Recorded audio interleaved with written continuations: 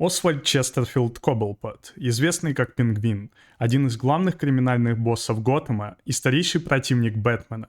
Впервые он появился в комиксе Detective Comics в декабре 1941 года, показав себя хитрым мошенником, который хотел скинуть вину своих преступлений на Бэтмена и Робина. Его законцептил Боб Кейн и Билл Фингер, те самые, кто придумали самого Бэтмена. Первые годы существования персонажа Пингвин был мелким мошенником, но уже тогда, благодаря концепту, он был очень ярким и эксцентричным. В концепте создатели реферились не на мемы про буржуев, а на древнюю рекламу про человека с зонтиком. Внешность Освальда трудно назвать привлекательной. Он низкорослый, пухлый, с неестественно длинным гиганосом. Вы только посмотрите на этот шикарный силуэт. Он напоминает птичий клюв.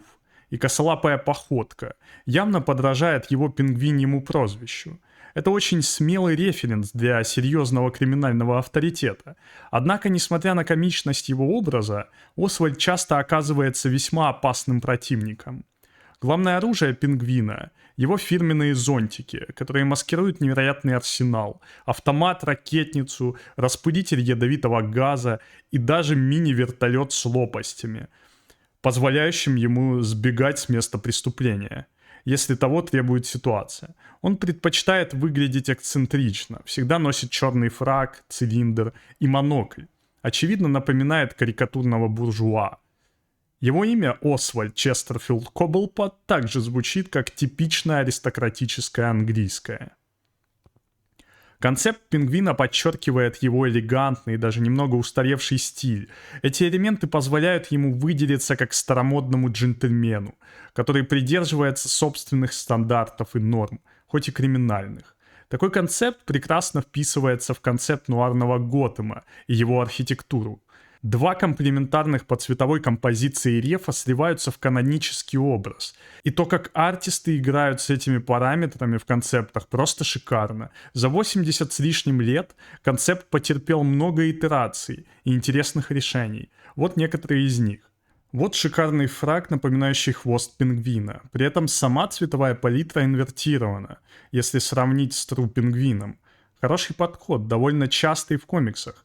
Например, антивеном, который инверсия Венома по цвету. Хороший пример. А вот Де Вито в фильме Тима Бёртона «Бэтмен возвращается» утонул мрачностью и преувеличенностью интерпретации концепта. Бёртон в своей манере поработал над образом и буквально добавил в фильм настоящих пингвинов.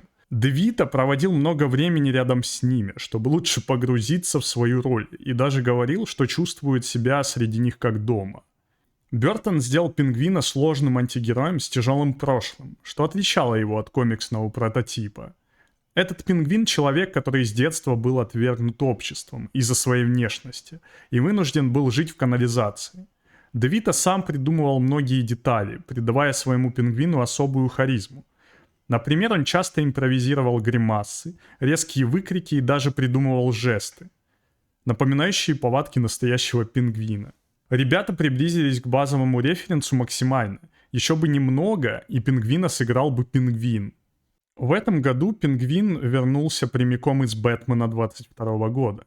Мода на приземленность в супергероике уже переходит границы кейп-панка и становится криминальной нуарной драмой. Особый акцент делается на том, как сериал раскрывает психологическую сложность пингвина, отходя от привычных стереотипов и фантастических черт персонажа. Съемки сосредоточены на изображении преступного мира Готэма на улицах, создавая мрачный и реалистичный антураж.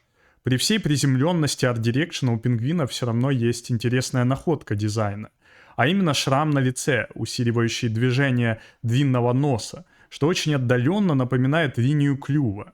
Кто бы мог подумать, что сериал про карикатурного мошенника и вечного злодея Бэтмена может быть похожим на клан Сопрано в правильных руках. Нуарность DC подает большие надежды.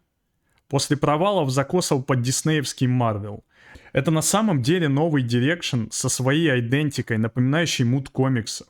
Он отлично выглядит и пользуется большим спросом среди зрителей. Также был пингвин, сыгранный Робином Лордом Тейлором в сериале «Готэм».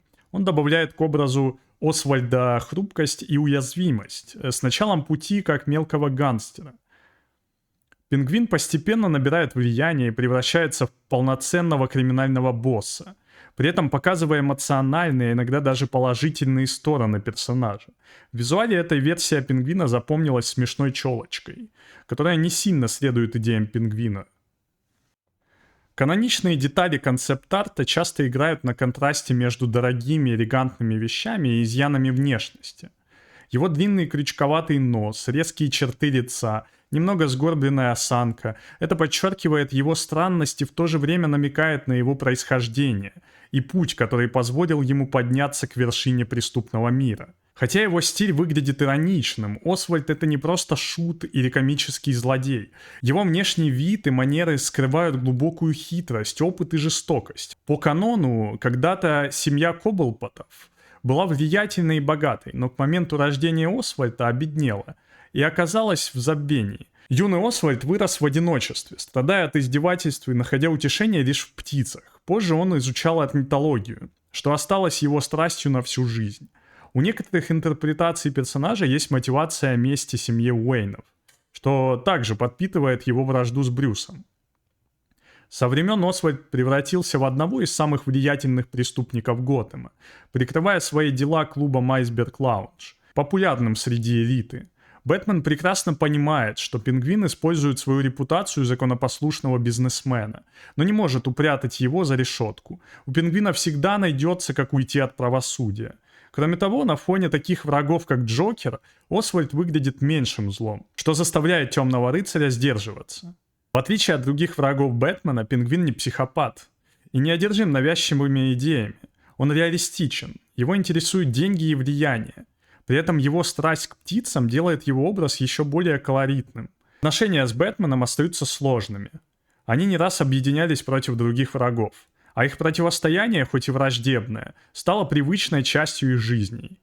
В целом, концепт-арт пингвина в DC поддерживает сложный двойственный образ, соединяя роскошь и угрозу, джентльменство и уродство. Это визуальная подпись криминального лидера, который сам по себе представляет опасность и готовность к манипуляциям, что идеально поддерживает его роль как одного из самых заклятых врагов Бэтмена и интересного персонажа.